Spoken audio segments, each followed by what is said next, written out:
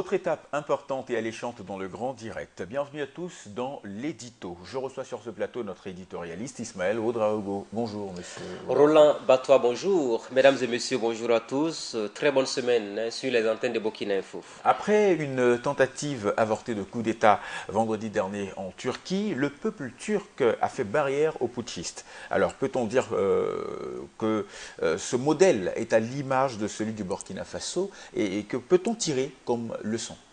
Alors, disons tout simplement que les similitudes sont assez éloquentes tout de même, mais quand on regarde la détermination et également la volonté manifeste de la population turque de faire échec à cette tentative de coup d'État qui est intervenue dans le pays dans la soirée du vendredi dernier. Alors, ce que l'on peut dire effectivement, vous savez qu'au Burkina Faso, il y a eu des appels à travers les réseaux sociaux quand il y a eu cette prise d'otage intervenue le 16 septembre 2015 dans la soirée à l'issue du Conseil des ministres qui ne se terminait pratiquement jamais.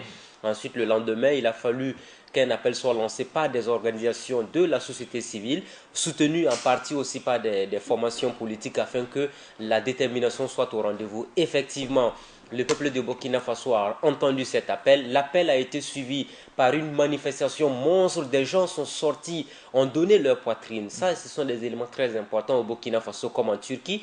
Parce que, rappelez-vous, il y avait des tirs, des gens qui, au niveau de l'ex-régiment de sécurité présidentielle, la riposte à la manifestation populaire ne se faisait pas par des tirs de sommation, encore ces bâtons qu'utilisent les policiers et autres. Non, c'était tout simplement des tirs à balles réelles. Et vous savez ce que ça donne. Les balles réelles sont très souvent des armes nocives pour la population. La preuve, c'est que cela a fait des morts d'hommes.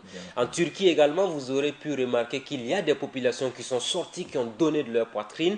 Et même mieux, vous avez eu à voir également, donc, en ce qui concerne les images qui nous sont parvenus un peu, qui ont été diffusés partout dans le monde. Des Turcs, des gens qui sont allés se coucher même au sol devant des chars de l'armée turque, j'ai failli dire de l'armée burkinabé. Donc, les similitudes sont assez éloquentes. La détermination de la population burkinabé a été également la même détermination qu'a manifesté la population turque pour faire échec donc à cette tentative de coup d'État. Vous aurez également remarqué que le président turc, c'est à travers un téléphone portable qu'il a lancé cet appel à la population depuis sa résidence. Et l'appel a du reste été entendu par la population qui est descendue dans les rues pour réclamer donc véritablement que la démocratie soit respectée. À l'image de la population burkinabé, les Turcs ont également donné le bel exemple et sans doute, j'en suis persuadé parce qu'il y a l'ambassadeur de Turquie au Burkina Faso qui anime ce matin même une conférence de presse. Conférence de presse donc sur cette situation est assez intéressante de par la mobilisation de la population. Sans doute qu'il fera donc le lien entre la détermination historique du peuple burkinabé en septembre 2015 et la détermination aussi tout aussi historique de la population turque de ce vendredi pour faire échec donc à ces putschistes. Alors, les autorités judiciaires ont par ailleurs annoncé samedi que 2745 juges dans tout le pays allaient être démis de leurs fonctions. Quelle analyse faites-vous de cette situation? Grave, je dirais. Oui, situation grave. Je signale au passage qu'hier, nous avons appris également l'interpellation de l'aide de camp direct du président turc Recep Tayyip Erdogan. Ça veut dire tout simplement que le coup d'État a dû atteindre sans doute, je dirais, le cercle restreint du pouvoir. Alors, vous parlez aujourd'hui donc de 2745 juges qui allaient être tout simplement démis de leurs fonctions. Mais avant les juges, on parlera des juges tout à l'heure, il faut noter également que plus de 2800 militaires impliqués dans la tentative de coup d'État ont également été tout simplement interpellés. Et parmi ces militaires, il y a le général Erdal Öztürk, qui est le commandant de la 3e armée, tenez-vous bien, qui est soupçonné d'avoir également participé à cette tentative de putsch. D'autres hauts gradés et non des moindres ont également été arrêtés, parmi lesquels les généraux de la 2e armée Adem Uduti ou encore Avni Ungun. Des soldats officiers de l'aéroport Atatürk ont quant à eux affirmé avoir pris au début donc tous ces événements pour des manœuvres de routine. Alors revenons donc sur la situation des militaires, des juges plutôt. C'est une belle opportunité pour nous aujourd'hui de parler de ce que le Burkina a connu en septembre 2015. Vous savez, quand on regarde un peu ce que le pays a connu ces 2 dernières années, vous avez d'abord le fait qu'on ait chassé le président Compaoré du pouvoir en octobre 2014. À la suite, il n'y a pas eu d'interpellation massive aujourd'hui donc de personnes au Burkina Faso. Ensuite, il y a eu le coup d'État qui a permis d'interpeller plusieurs personnes, dont 2 généraux qui se trouvent toujours donc à la Maka. Je veux parler de Djengere et de Bassolé.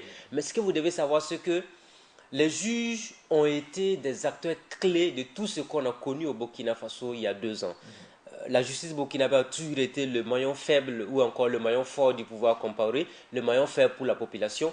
Tous les crimes que le pays a connus avant 2014, vous avez des dossiers emblématiques. Aujourd'hui, on vous parle du dossier Norbert Zongo. Ils sont restés sans suite. Du nom du journaliste d'investigation. On vous parle du dossier Thomas Sankara, le juge Salifou Nebié, ou encore le dossier d'Abo Boukari, tous les dossiers des crimes de sang ou des crimes économiques qu'on a connus.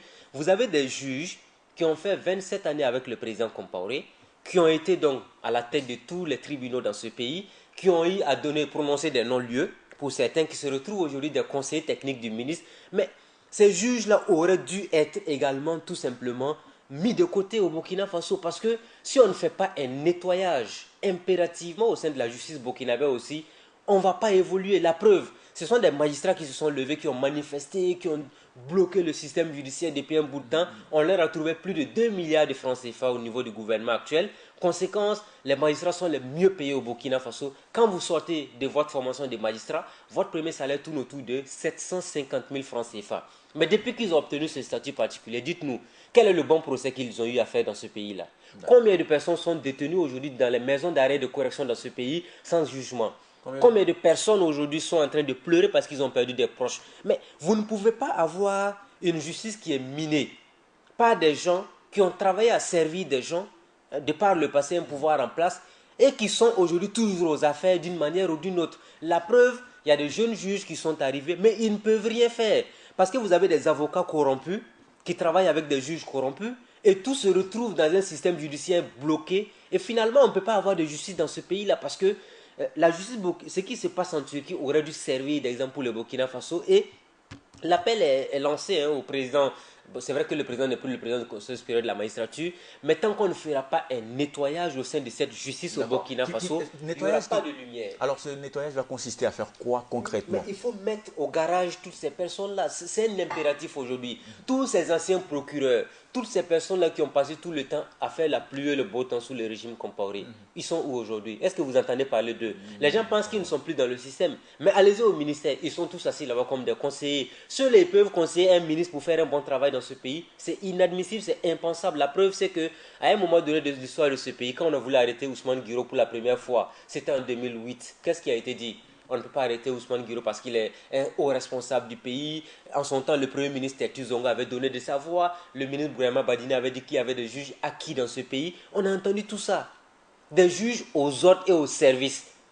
Comme on nous a dit ici avant que Blaise Compaoré ne tombe, qu'on ne pouvait pas faire l'autopsie de la tombe de Thomas Sankara. Ce sont ces mêmes juges-là, ils sont toujours là. Mais ces juges-là ont prononcé le non-lieu sur le dossier Norbert Zongo. Ces mêmes juges-là ont jugé les dossiers d'Abo Boukari.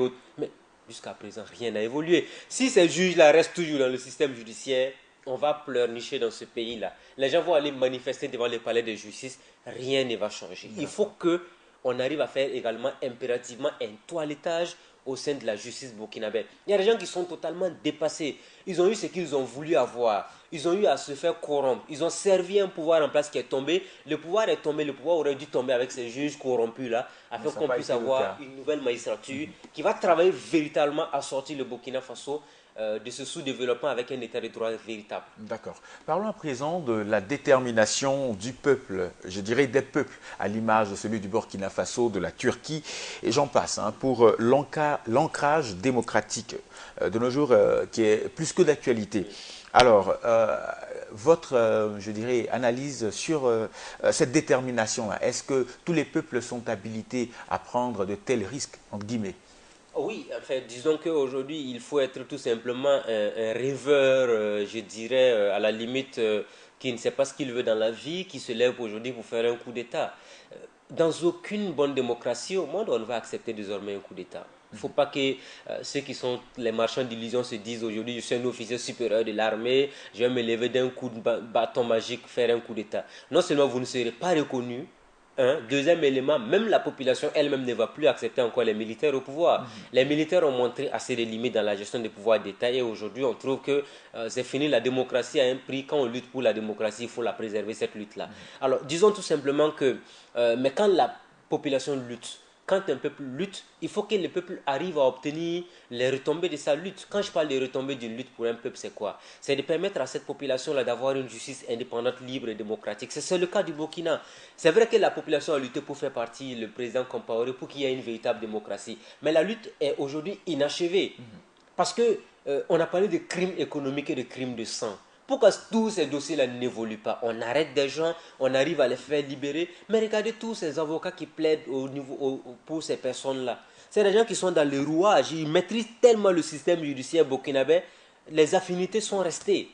Alors que si on a toujours ces affinités, je vous dis, M. Batois, on n'aura jamais une justice indépendante dans ce pays-là. La lutte du peuple doit se matérialiser avec des actions concrètes de développement et la rupture doit se faire à tous les niveaux. Il ne suffit pas de dire tout simplement qu'il faut changer les militaires. Même au niveau des juges, les magistrats qui ont eu à gérer d'une manière ou d'une autre les faux dossiers dans ce pays sous le pouvoir Compaoré là, il faut les déclasser.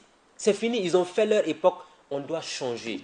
On doit les faire partie. Ça, c'est un impératif à faire. Alors, est-ce que ce n'est pas une sorte de chasse aux sorcières? Ah bon, vous pensez? Non, On a tué des journalistes. On a tué Norbert Zongo, brûlé, s'il vous plaît, sur la route de Sapuy.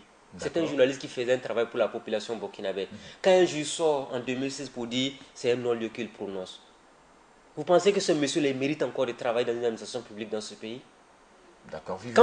Quand vous avez un procureur qui passe tout le temps à se faire corrompre, et qui finit par être un conseiller technique du ministre. Vous pensez que lui, il peut être conseiller de quelqu'un pour lui donner de bons conseils? Donc, vivement il n'y a pas de chasse aux sorcières. D'accord. Il faut que les gens s'assument et c'est la réalité des choses dans un état de droit. Une invite donc au gouvernement en place à prendre des mesures idoines pour faire... Il n'y a pas de sentimentalisme dans la gestion du pouvoir d'État. Soit vous faites la rupture et c'est vous qui sortez gagnant, soit vous continuez avec ces pratiques. Ceux-là que vous avez chassés du pouvoir avec leurs proches qui sont toujours dans le secteur judiciaire, ils vont trouver les voies et moyens pour revenir. Et économiquement, ce sont des gens qui sont forts. Et le revers de la médaille peut être souvent catastrophique dans ce cas de figure-là. Bien, merci à vous, M. Hugo Draogo, pour ces analyses bien fournies. Alors, je rappelle que l'édito aujourd'hui a porté sur le coup d'État avorté en Turquie. On a essayé donc d'établir un parallèle entre la situation en Turquie et au Burkina Faso. Édito que vous pourrez retrouver sur notre page Facebook Burkina Info TV.